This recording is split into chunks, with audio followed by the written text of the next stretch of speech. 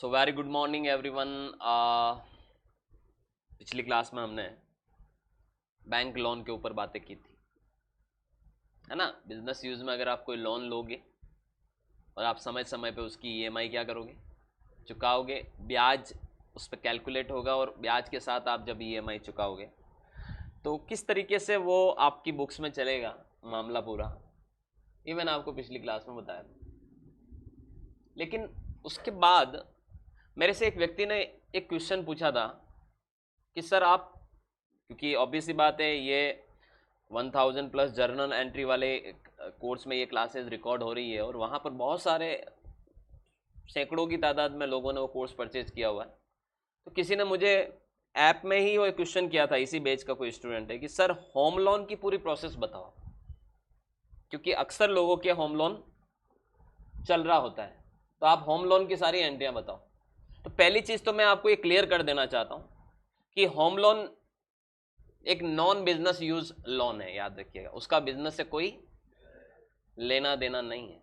Business की books में आप होम लोन को क्यों दिखाओगे, पहली चीज समझ रहे हो। वो लोन आपका व्यक्तिगत मामला है, उसको बिजनेस में आपको लोन्स लायबिलिटी में दिखाने की कतई जरूरत नहीं है। लेकिन अब मैं आपको एक और चीज बताने वाला हूं जो बड़ा इंपॉर्टेंट है। 17 नंबर, और यहां पर हम बात कर रहे वाले हैं हाउसिंग या होम लोन की। सबसे पहले आज की क्लास की शुरुआत, पहली चीज तो ये है कि जो होम लोन है वो एक नॉन बिजनेस यूज है, याद रखिएगा, यानी पर्सनल यूज है। और पर्सनल यूज के लिए आपने कोई लोन लिया हुआ है तो बुक्स में कभी नहीं आता है। बुक्स में क्यों आएगा, वो बुक्स की आपकी बिजनेस की लायबिलिटी थोड़ी है, वो तो आपकी पर्सनल लायबिलिटी है। That is your personal obligation, no connection with the books. लेकिन बहुत सारे लोग इस मामले में ये भी बोलेंगे कि सर होम लोन की प्रिंसिपल की रीपेमेंट पर हमें इनकम टैक्स का बेनिफिट मिलता है, होम लोन के इंटरेस्ट के रीपेमेंट पे हमें इनकम टैक्स का बेनिफिट मिलता है। वो बेनिफिट को आप अलग रखिए, वो इनकम टैक्स का पॉइंट ऑफ व्यू है, अकाउंटिंग का पॉइंट ऑफ व्यू नहीं है, याद रखिएगा। तो होम लोन आप क्या मानोगे, इसको नॉन बिजनेस यूज। इसलिए लोन लेते वक्त या लोन को चुकाते वक्त कोई भी एंट्री आप बिजनेस की बुक्स में नहीं करोगे। लोन आपने लिया, कोई एंट्री बुक्स में नहीं करनी है आपको। हाँ, लेकिन अगर बुक्स में पैसा आया है लोन का और वो ऑब्वियसली बात है प्रोप्राइटरशिप फर्म है, तो प्रोप्राइटरशिप फर्म में आपके बैंक अकाउंट में पैसा आएगा तो आपको उसको रिकॉर्ड में तो लेना पड़ेगा, रिकॉर्ड में तो लेना पड़ेगा, क्योंकि प्रोप्राइटर और प्रोप्राइटरशिप फर्म का अस्तित्व अलग अलग नहीं होता, पेन नंबर भी अलग अलग नहीं होता। प्रोप्राइटर का ही पेन नंबर, ओनर का ही पेन नंबर, प्रोप्राइटरशिप का पेन नंबर होता है। तो ऐसे केस में आपको बुक्स में अगर दिखाना भी पड़े तो कैसे दिखाओगे, चलिए मैं बताता हूं आपको बुक्स में। क्योंकि ऑब्वियस सी बात है प्रोप्राइटरशिप है तो उसमें बुक्स में भी डालना पड़ेगा आपको, क्योंकि पैसा किस में आ रहा है, खाते में आ रहा है, और वो खाते आपकी प्रोप्राइटरशिप में काउंट भी होंगे। तो आज आपने 20 लाख का लोन लिया तो क्या आप अकाउंट में पैसा आएगा तो फिर आपकी बैंकिंग भी तो चल रही है ना साथ साथ में, आपको बैंक रिकॉर्ड्स भी तो, बैंक अकाउंट स्टेटमेंट भी तो आपको अपनी बुक्स में क्या करने पड़ते हैं, रिकॉर्ड में लेने पड़ते हैं। तो इस वजह से इसकी क्या एंट्री हम लोग करने वाले हैं ये मैं आपको क्लियर एंड कट बताने वाला हूं। थोड़ा सा मामला यहां पर अलग होने वाला है जो मैं बताने वाला हूं। सपोज चलिए यही एंट्रियों की मैं कॉपी करूंगा, लेकिन थोड़ा सा मामला अलग होगा यहां पर। जैसे लोन प्रोसीड्स रिसीव्ड, और यहां पर मैं ये भी लिख देता हूं ब्रैकेट में प्रोप्राइटरशिप। बाकी केसेस में तो कभी नहीं आएगा, प्रोप्राइटरशिप में ये चीजें चलेगी, ठीक है। तो जब भी आपने होम लोन प्रोसीड किया या होम लोन का पैसा आपके अकाउंट में आया तो आपने क्या करना है, यहां पर आपका अकाउंट डेबिट मारना है। जैसे आपने मान लो होम लोन 20 लाख का लिया तो आपने 20 लाख रुपए को डेबिट करके आपने यहां पर क्या करने का है, यहां पर आप लिख सकते हो होम लोन अकाउंट 20 लाख, साथ में बैंक का नाम भी लिख सकते हो जिस भी बैंक से लिया आपने, राइट। और ये जो होम लोन का आप ग्रुप बताओगे इसको भी लोन्स लायबिलिटी में डाल देना, क्योंकि पैसा आपकी बुक्स में आ रहा है तो आपको इसे लायबिलिटी भी खड़ी करनी पड़ेगी। कई बार क्या होता है ना, पता है, कई बार जब प्रोप्राइटरशिप की बातें करते हैं अपन तो कोई पर्सनल एसेट्स को भी, जैसे मैंने घर पे प्लॉट लिया तो पैसा तो मेरे अकाउंट से गया, और वो अकाउंट तो आपका रिकॉर्ड में आ रहा है बुक्स में, तो ऐसे केस में प्लॉट तो आपका पर्सनल पर्पस हो गया, बिजनेस में तो उसका कोई रोल नहीं है, तो उसे पर्सनल असेट दिखाते हुए बैलेंस शीट में खड़ा करना पड़ता है।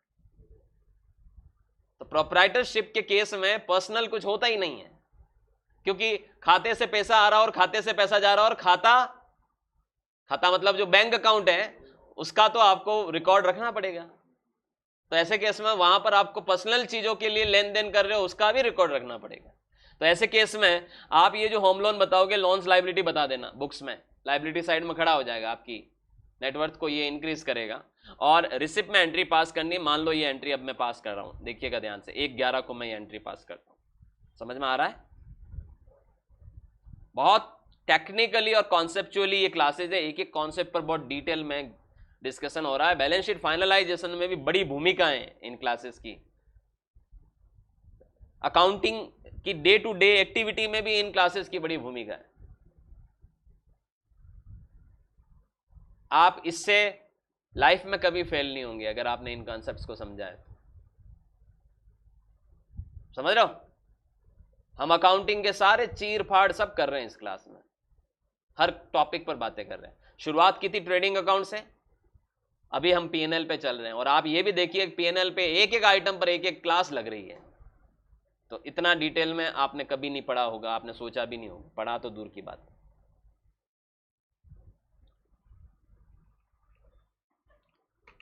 सो 1/11 की ये मैं क्लास करने जा रहा हूँ। F6 में मैं एंट्री मारने वाला हूँ। होम लोन का मुझे लेजर बनाना पड़ेगा। मान लो यहाँ पर होम लोन फ्रॉम जो भी बैंक है, HDFC है तो HDFC खोल दिया, और यहाँ पर ये लोन्स लाइबिलिटी में डाल दो आप। बैलेंस शीट में आएगा ज़रूर, लेकिन ये नॉन बिजनेस यूज़ है, तो अभी इसकी इस एंट्री पे कुछ असर नहीं जाने वाला, लेकिन अगली जो एंट्री मैं करूँगा वो बहुत मायने वाली होने वाली है। और ये पैसा भी आपने मान लो अपना सेविंग अकाउंट में आया, सपोज SBI के सेविंग अकाउंट में आया, तो ये सेविंग अकाउंट में ले लो और आप इसको सेव कर दो। ठीक है, तो यहाँ पर हम एंट्री को इसको करंट अकाउंट की बजाय क्या ले लेते हैं, क्योंकि पर्सनल है तो अपन ने मान लो सेविंग में ले लिया इसको। ठीक है, और होम लोन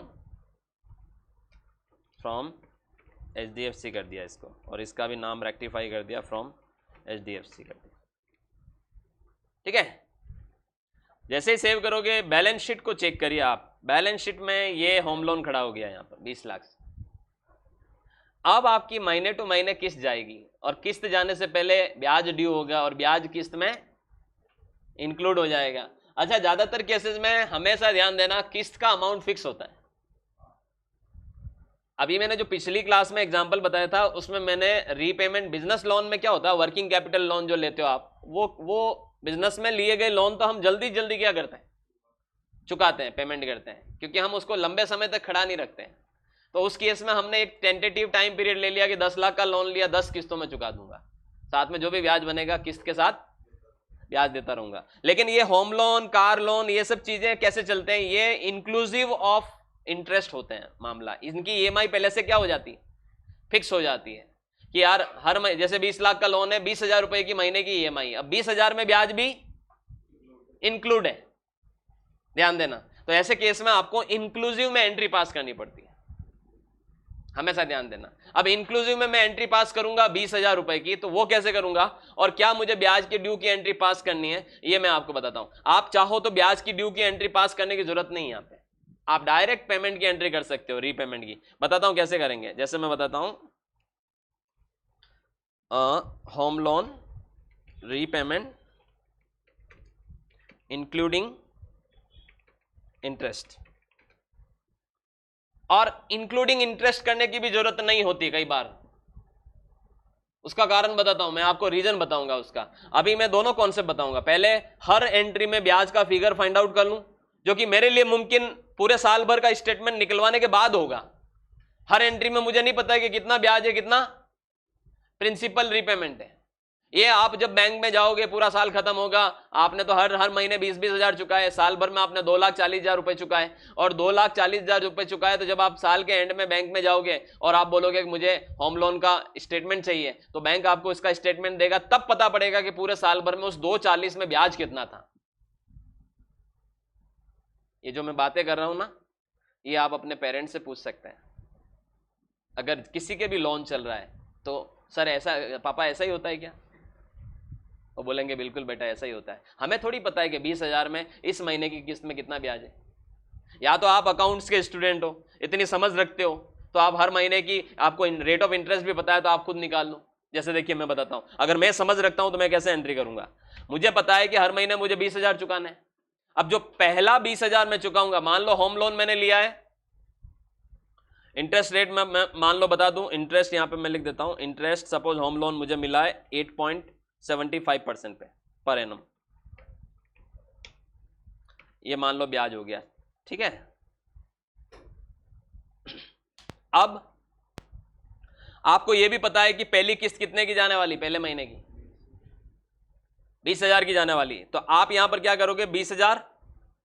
अब आपको यह भी पता है कि इसमें पहले तो आप ब्याज निकालो। ब्याज कैसे निकालोगे, ब्याज 20 लाख पे निकलेगा क्योंकि ये पहली किस्त है। तो पहली किस्त जब आप चुका रहे हो तो आपका लोन का जो आउटस्टैंडिंग अमाउंट है वो 20 लाख का है, क्योंकि आपने लोन कितने का लिया था, 20 लाख का। तो पूरा का पूरा 20 लाख अभी चुकाना बाकी है, तो पहली किस्त में जो ब्याज जाएगा वो पूरे 20 लाख पे जाएगा। तो 20 लाख का 8.75% मल्टीप्लाई बाई 1/12, एग्जैक्टली एक महीने का है पहली किस्त, पहले महीने की। तो आप ये देखिए पहली किस्त में आपका ब्याज 14,583 रुपए। हाँ, शुरुआती जो किस्तें होती है होम लोन में, उसमें मैक्सिमम अमाउंट ब्याज का ही होता है। अब आप सोचो, ये अगर ब्याज है पहली किस्त में, फर्स्ट किस्त का इंटरेस्ट है, फर्स्ट ईएमआई इंटरेस्ट, तो फर्स्ट ईएमआई में आपका प्रिंसिपल अमाउंट कितना होगा, ये भी तो आपको निकालना है। तो आपको क्या करना है, इक्वल टू 20,000 में से माइनस कर देना इस फिगर को, ये प्रिंसिपल अमाउंट होगा 5,417 रुपए, राउंड ऑफ करें तो। अब आप एंट्री क्या पास करोगे, आप एंट्री ये पास करोगे सेकंड नंबर की, आपको कोई ड्यू व्यू की एंट्री नहीं पास करनी, आप सीधे सीधे एंट्री पास करोगे होम लोन फ्रॉम एचडीएफसी को। तो आप क्या कर दोगे, डेबिट कर दोगे प्रिंसिपल अमाउंट से। प्रिंसिपल कितना कम हुआ, 5,417 रुपए कम हुआ। और ब्याज कितना चुकाया, तो इंटरेस्ट ऑन होम लोन, इसको आप अलग से खाता खोल दोगे और 14,583 रुपए से इसको डेबिट कर दोगे। और 2 में क्या करोगे, 2 में आपने जैसे भी पे किया है, जैसे एसबीआई का सेविंग अकाउंट से पे किया, तो आपने एसबीआई सेविंग अकाउंट कितनी किस्त पे की, 20,000 की। ये किस्त, ये एंट्री वही बंदा कर सकता है जिसको इतनी बारीकी से समझ है फाइनेंस की, इंटरेस्ट कैलकुलेशन की। आप कॉमर्स के स्टूडेंट हो, मैं आपसे एक्सपेक्ट कर सकता हूं कि हर एंट्री में ब्याज निकाल सकते हो आप, लेकिन एक नॉन कॉमर्स बंदा या हर आदमी को, भारत में 100 में से 99 लोगों को ये कॉन्सेप्ट नहीं समझ में आएगा। ईएमआई वाला रिड्यूसिंग बैलेंस पर आपकी जो ईएमआई है उसमें कितना कितना ब्याज है। इवन आप इसमें एक्सेल की टेक्निक्स का भी इस्तेमाल कर सकते हो। सर कैसे कर सकते हैं एक्सेल की टेक्निक्स का, मैं बताता हूं आपको। देखिए मैं पास में एक शीट ले रहा हूं, समझना। मैंने यहां पर लिखा लोन कितने का है, 20 लाख का। मैंने लिखा है रेट ऑफ इंटरेस्ट कितने की है, 8.75%। मैंने लिखा है ईएमआई, अगर 20 साल की ईएमआई ले रहे हो, समझ रहे हो, 20 साल की ईएमआई ले रहे हो तो 20 साल में कितनी किस्तें होती हैं, 20 × 12 240, 20 × 12 तो ये 240 किस्तें, नंबर ऑफ ईएमआई। अब मुझे ये भी पता है कि नंबर ऑफ ईएमआई, कौन सी ईएमआई है, उस ईएमआई में प्रिंसिपल कितना होगा। अच्छा, ये आपको ये भी ध्यान रखो, इसमें आपकी जो ईएमआई निकल कर आएगी वो कितनी निकल कर आएगी। सपोज आप यहां पर रीपेमेंट कर रहे हो, ईएमआई निकालनी, तो ईएमआई का फॉर्मूला होता है पीएमटी। अब एक्सेल आना चाहिए, अब जो मैं बता रहा हूं मैं फटाफट बता रहा हूं, मैं आपको एक्सेल सिखाना नहीं बैठ रहा हूं, लेकिन मैं बताता हूं कि ईएमआई कितनी होगी मेरी, equal to PMT bracket rate divide by 12, क्योंकि ये रेट ईयरली है, मुझे 12 करना पड़ेगा। एनपीआर ये 240 टोटल पीरियड, प्रेजेंट ये क्या कहते हैं पेमेंट, प्रेजेंट वैल्यू माइनस में ये 20 लाख, और फ्यूचर वैल्यू है नहीं। और टाइप में अगर आप शुरू में दे रहे हो तो आपको 1 डालना, महीने के एंड में दे रहे हो तो आपको 0 डालना। मैंने 0 डाल दिया और ब्रैकेट क्लोज करूं तो ये मेरी 17,674 रुपए की किस्त आएगी। पीछे वाला एग्जाम्पल मैंने अलग किया, अलग बात है। एक्चुअल में अगर मैं 20 साल के लिए लोन ले रहा हूं 20 लाख का, और 0.9% की ब्याज से मुझे लोन दिया जा रहा है, तो मेरी हर महीने किस्त कितनी आएगी?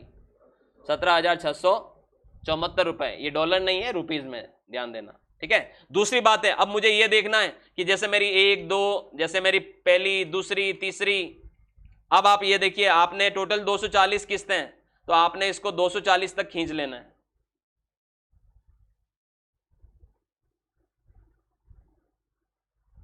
ये 240 तक खींच लिया मैंने। अब आप देखिए 240 किस्तें आपकी, हर किस्त में कितना प्रिंसिपल होगा और कितना, हर किस्त में कितना प्रिंसिपल अमाउंट होगा। प्रिंसिपल क्या होता है? जो आपने लोन लिया उसका रीपेमेंट, ठीक है। और कितना इंटरेस्ट होगा ये मैं आपको बताता हूं, और किस्त का अमाउंट कितना होगा, टोटल मतलब ईएमआई वैल्यू कितनी होगी, वो आपने यहां लिख देना है। अब आप समझिए, ये जो पूरा पैरामीटर है ये हम फॉर्मूले से अभी निकालने वाले हैं, ठीक है। तो अब मैं आपको ये बता देता हूं, यहां पर ये मैं फॉर्मूले से निकालने वाला हूं। प्रिंसिपल का फॉर्मूला होता है पीपीएमटी। क्या होता है? किसी भी ईएमआई में आपको प्रिंसिपल वैल्यू निकालनी हो, पीपीएमटी फॉर्मूला होता है, और इंटरेस्ट का फॉर्मूला होता है आईपीएमटी।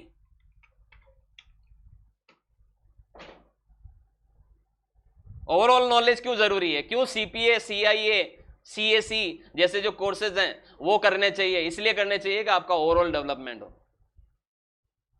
बंदा अकाउंटिंग कर रहा है, दूसरी चीजें उसको आती नहीं है। जीएसटी सीख रहा है, अकाउंटिंग ढंग की नहीं है। टैली सीखा, अकाउंटिंग के बेसिक्स क्लियर नहीं है। फाइनेंस की एबीसीडी नहीं आती है, एक्सेल की डिटेल एबीसीडी नहीं आती है, टीडीएस नहीं आता है। इसीलिए ओवरऑल डेवलपमेंट के लिए आपको पैकेज कोर्सेज करने चाहिए, वो भी आपको बहुत डीप लेवल पे करने चाहिए, ऊपर ऊपर से नहीं। 100 200 300 500 रुपए वाले कोर्सेज से कुछ नहीं होता है। जो भी लोग करते हैं अपना समय और मनी दोनों खराब करते हैं। अधूरा बन के कभी भी आप सक्सेस को हासिल कर ही नहीं सकते। अभी सर आप तो हमें एंट्रियां करना सिखा रहे थे, अचानक से लेके आ गए यहां पर, अब ये आप क्या कर रहे हो मेरे को नहीं आता। इसीलिए तो पूरा कोर्स करने की जरूरत है, इसीलिए तो आपको एडवांस लेवल पर एक्सेल भी सीखने की जरूरत है। ये मैं फाइनेंशियल कैलकुलेशन बता रहा हूं। 240 ईएमआई की प्रिंसिपल अमाउंट और इंटरेस्ट अमाउंट निकाल के बता दूंगा, और टोटल निकाल के भी बता दूंगा कि 20 साल में 20 लाख रुपए का लोन चुकाते चुकाते आप कितना चुकाओगे। देखिएगा आप, equal to PPMT bracket rate, ये रेट डिवाइड बाई 12, कॉमा पर मतलब ये पहली किस्त, कॉमा एनपीआर ये 240 किस्तें हैं, कॉमा प्रेजेंट वैल्यू माइनस में ये प्रेजेंट वैल्यू लिख दी, कॉमा फ्यूचर वैल्यू नहीं है, और टाइप में हम 0 लिख देते हैं और ब्रैकेट क्लोज कर देते हैं। लेकिन मुझे पता है कि मुझे ये फॉर्मूला पकड़ के ड्रैग करना है, तो जिन चीजों को मुझे फिक्स रखना है उसको मुझे डॉलर से एब्सोल्यूट वैल्यू में कन्वर्ट करना पड़ेगा। तो ये मैंने डॉलर लगा दिया, ठीक है। अब ये चीजें आपको एक्सेल में सिखाई जाएगी, यहां पर मैं ज्यादा डिटेल में नहीं बताने वाला है। ये यहां डॉलर लगा दिया, ये यहां डॉलर लगा दिया, और आप एंटर करिए। आप देखिए पहली किस्त जो जाने वाली है उसमें प्रिंसिपल अमाउंट सिर्फ 3090 रुपए का है, और पकड़ के अगर आपने ड्रैग कर लिया सारी किस्तों का अमाउंट निकल जाएगा। धीरे धीरे धीरे धीरे प्रिंसिपल अमाउंट बढ़ता जाता है, बढ़ता जाता है, बढ़ता जाता है, और लास्ट किस्त तक जाते जाते आपका जो आप 17,000 समथिंग जो पैसा चुका रहे हो, 17,546 रुपए लास्ट किस्त का प्रिंसिपल अमाउंट है। जैसे शुरुआती किस्तों में ब्याज ज्यादा होता है, धीरे धीरे प्रिंसिपल बढ़ता जाता है, ब्याज रिड्यूस होता जाता है। ये हमने प्रिंसिपल पीपीएमटी लगाया। सेम टू सेम फॉर्मूला होता है आपका आईपीएमटी का, यहां पर पीपीएमटी की जगह पर आपको आईपीएमटी लेना होता है, ठीक है। अब देखिए यहां पर क्या गलती की मैंने, आईपीएमटी ये मैंने फिक्स कर दिया, ये मैंने E4 नहीं करना है, यहां पर मुझे C4 D4 करना है, ये D4, ठीक है, ये D4, बाकी चीजें सेम है। क्या हुआ, E हो गया, अच्छा, तो इसको हमें ये ले लेना है और एंटर प्रेस करना। ये पहली किस्त का ब्याज, और आप यहां पर अगर इन दोनों का जॉइंट टोटल निकालोगे तो आपको यहां पर ईएमआई वही नजर आएगी, ये वाली 17,674 रुपए। और अगर आपने इसको पकड़ के नीचे ड्रैग किया, सारी किस्तों का ब्याज आ जाएगा, ड्रैग किया सारी किस्तों का अमाउंट आ जाएगा। बाहर का अमाउंट सेम है देखिए, लेकिन इंटरनल स्ट्रक्चर सब में बदलता जा रहा है। जहां पहली किस्त में आपने 14,583 रुपए चुकाए, लास्ट किस्त तक जाते जाते आपका ब्याज कितना रह गया, 127 रुपए रह गया।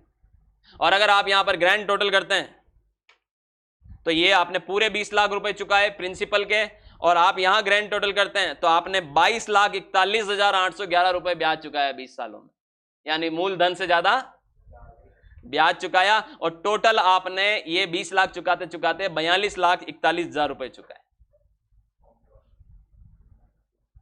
अब आप अगर एक्सेल में ये शीट लगा के बैठ गए, आपको आई ये चीजें समझ में, तो फिर आप इसके अनुसार आराम से एंट्री पास कर सकते हो। जैसे मैं बताता हूं, अभी ये 17 लाख, ये देखिए ये एंट्री मैं यहां बदल देता हूं, ये मैंने अभी तक सॉफ्टवेयर में थोड़ी की है, तो मैं यहां पर EMI अमाउंट लिख देता हूं कि EMI अमाउंट कितना होगा। EMI amount equal to 17,674।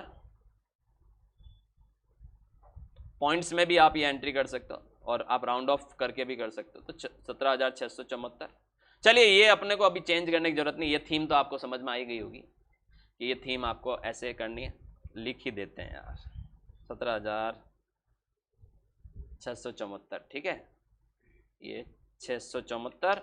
और इसमें आपकी पहली किस्त में फर्स्ट EMI में ब्याज कितना है, ये देखिए ये ब्याज है 14,583 रुपये, तो 14,583 रुपये, ये तो सही आया नहीं, ठीक है। और ये मूलधन कितना है 3,090 रुपये 81 रुपये, तो 3,081 रुपीज़ राउंड ऑफ में, 14,583 रुपये राउंड ऑफ में।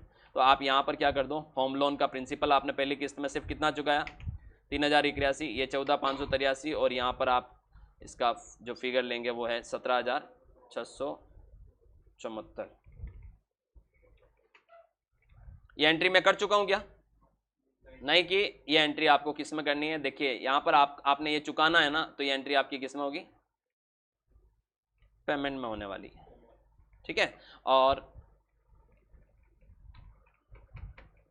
पेमेंट में होने वाली है, और ये अगर 1 तारीख को आपने लोन लिया, इसकी तारीख भी फिक्स होगी कि हर महीने की पहली तारीख को ये एंट्री आपको करनी है या आखिरी तारीख को करनी है, तो आपने ये मान लो 1 दिसंबर को एंट्री पास कर दो। ये जब भी आपकी किस्त कटेगी आप ये एंट्री पास कर दो, या 25 तारीख को किस्त कटेगी 25 तारीख को एंट्री पास, जो भी तारीख को कटे उस तारीख की आप ये एंट्री पास कर सकते हैं। तो यहाँ पर देखिए मैं ये एंट्री कैसे पास करूँगा, पेमेंट में करूँगा सबसे पहले, और 1 दिसंबर को एंट्री पास करूँगा। होम लोन को वापस से डेबिट करूँगा, कितना अमाउंट से, सिर्फ इतना कम हुआ। अब पहली किस्त चुकाने के बाद आपका होम लोन का आउटस्टैंडिंग कितना हो गया 19,96,919 रुपए, सिर्फ इतना ही कम हुआ पहली किस्त में से। बाकी आपने डेबिट में क्या बनाओ, इंटरेस्ट, तो आप यहां लिख दो इंटरेस्ट ऑन होम लोन। इसका लेजर आप इसको डालो ड्राइंग, ये बिजनेस का खर्चा नहीं है, ड्राइंग, ड्राइंग यानी कैपिटल इसका ग्रुप होगा। ये मेन चीज है सीखने वाली। This is not the expenses of business, this is your personal expense. Business से आप चुका रहे हो बैंक अकाउंट से, तो आपको इसे ड्राइंग मानना है कि मैंने बिजनेस का पैसा यूज किया, ठीक है। कैपिटल ले लो और आप इसको कितना डाल दो 14,583, और क्रेडिट में जो भी आपका अकाउंट है वो ले लीजिए। ये पहली किस्त, और इसी तरह से आपकी सारी किस्तें बनेगी, ये जो हमने अभी किया है मामला, ठीक है। मैं इसका नाम भी डाल देता हूं, रीनेम होम लोन EMI, ठीक है। ये आपकी ये EMI की अगली किस्त आपकी ये प्रिंसिपल अमाउंट से, ये मतलब ये होम लोन डेबिट हो जाएगा, ये इंटरेस्ट डेबिट हो जाएगा टू बैंक, फिर ये होम लोन डेबिट हो जाएगा, ऐसे आप चढ़ा सकते हो एंट्री सारी। एक पैटर्न ये होता है। दूसरा पैटर्न ये होता है कि सर ये तो आपको आता है इसलिए आपने कर लिया, हमें इसकी ABCD भी नहीं आती है, तो हम कैसे करेंगे। आपको कुछ नहीं करना, फिर दूसरे पैटर्न में आपको कैसे करना मैं बताता हूं। जैसे होम लोन इंक्लूडिंग इंटरेस्ट की आपने एंट्री की, मान लो अभी आपको मैं अब तीसरा पैटर्न सिखाने वाला हूं, कि तीसरा मतलब दूसरा पैटर्न सिखाने वाला हूं, होम लोन रीपेमेंट।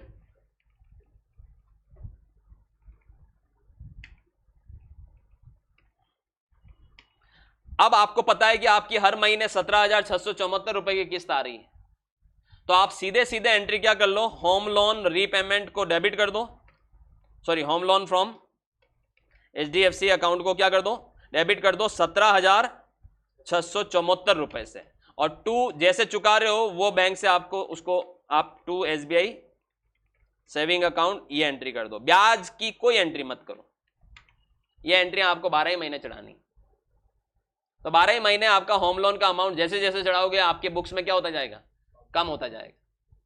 समझना, पिछली वाली एंट्री मैंने चढ़ा दी है, राइट, पिछली वाली एंट्री को मैं वापस डिलीट मार रहा हूं, ये जो अभी तक मैंने सेव नहीं किया, सुनना, सेव नहीं किया, हटा रहा हूं मैं इसको।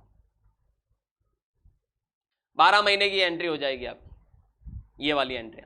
तो 12 महीने में आपका होम लोन बड़े अमाउंट से डेबिट होते हुए कम हो जाएगा, ठीक है। तो ये एंट्री आप जब सेव करोगे, ये एंट्री हर महीने किस में करनी है, पेमेंट में करनी, कोई ब्याज की आपको एंट्री पास करने की जरूरत नहीं।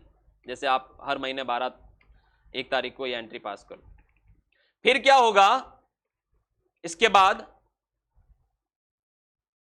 ये ऑप्शनल है, ध्यान देना, ऑप्शनल लिख देता हूं मैं यहां।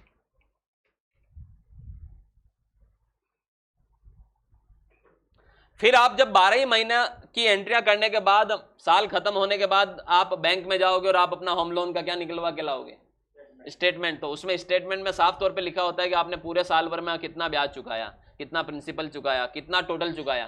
तो जब आपको स्टेटमेंट से ये पता पड़ेगा, जैसे ये देखिए मैं 12 महीने के ब्याज यहां पर देख रहा हूं, ये मैंने 17,674 की एंट्रियां तो पास कर ली। तो अब आप देखिए टोटल मिलाकर आपने एक तरह से 12 किस्तें चुकाई, तो 12 किस्तों में आपने 2,12,090 रुपए चुकाए। यहां मैं टोटल लिख देता हूं, कितना चुकाए, 2,12,690 के 90, जितना भी है उतना चुकाया। तो इतने से आपने लोन अकाउंट को क्या किया, डेबिट किया। जबकि इसमें तो ब्याज भी था, तो इन 12 महीनों में जितना भी ब्याज होगा आपका, जो कि आपको स्टेटमेंट से पता पड़ जाएगा, 1,73,475 रुपए, 1,73,475 रुपए का इसमें क्या होगा, ब्याज होगा। जब आपको ये स्टेटमेंट निकलवा के लाओगे और ब्याज का पता पड़ेगा, तो आप 31 मार्च को एक एंट्री पास कर दोगे ब्याज की, टोटल ब्याज की। ये टोटल फिगर की एंट्री होगी जो टुकड़ों टुकड़ों में इकट्ठा होगा, और फिर आप एक एंट्री पास करोगे जहां पर आप इंटरेस्ट ऑन होम लोन को पूरे अमाउंट से क्या कर दोगे, डेबिट कर दोगे। पूरा अमाउंट कितना, 1,73,475, और जो आपने पूरा अमाउंट होम लोन में डाला हुआ था, आप वापस ये ब्याज इसमें जोड़ दोगे। होम लोन फ्रॉम HDFC में ये ब्याज जो आपने चुकाया है इसको जोड़ दोगे, क्योंकि आपने ब्याज का अकाउंट डेबिट नहीं किया था और लोन अकाउंट डेबिट किया था। जबकि ये इतने अमाउंट से ब्याज अकाउंट क्या होना चाहिए था, डेबिट होना चाहिए था। तो उसको ब्याज अकाउंट को डेबिट करके लोन अकाउंट में वापस ऐड कर दोगे, लोन बढ़ जाएगा, मतलब वास्तविक पोजीशन पर आ जाएगा जो आउटस्टैंडिंग बैलेंस है वहां। क्योंकि आपकी एंट्रियों से तो लोन अकाउंट बहुत कम हो गया, लेकिन उतना वास्तव में कम नहीं हुआ। तो ये ब्याज जुड़ने से वो वापस वहीं आके खड़ा हो जाएगा। ये एक एंट्री होगी और साल के एंड में होगी। अच्छा, एक चीज और बता देता हूं, यहां पर आपको इंटरेस्ट ऑन होम लोन का जो लेजर बनाओगे,